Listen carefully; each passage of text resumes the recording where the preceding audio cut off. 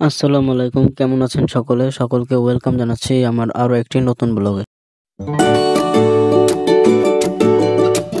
Actually আজকে হচ্ছে একটা রেইনি ডে, আর আমি আজকে যেতেছিলাম সোনাখালী বাজার করার জন্য, কিন্তু বৃষ্টি তেমন বেশি হচ্ছিল না, তাও আমি ছাতি নিয়ে নিছি সেফটির জন্য।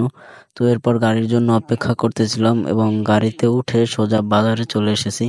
তো দেখতে পাচ্ছেন প্রায় সকলেই বাজারে ছাতি নিয়ে এসেছে, কারণ বৃষ্টি হচ্ছিল।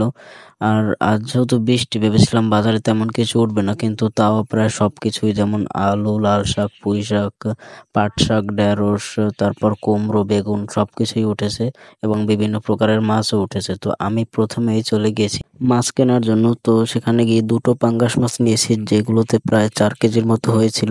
এরপর আমি নিয়েছি 1 কেজি ঢেঁড়স, যার কেজি ছিল 30 টাকা করে। আর সোনাখালী বাজার হচ্ছে খালের পাড়েই অবস্থিত।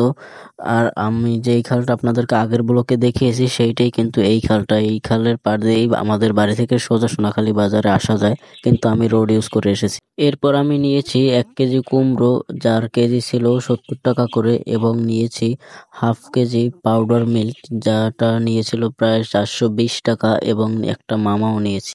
দেন সবশেষে নিয়েছি বাজার থেকে 3 কেজি আম, পার কেজি রেখেছিল 60 টাকা করে। দেন চলে গিয়েছি একটা দোকানে আমার বিকাশে 350 টাকা ক্যাশ ইন করার জন্য।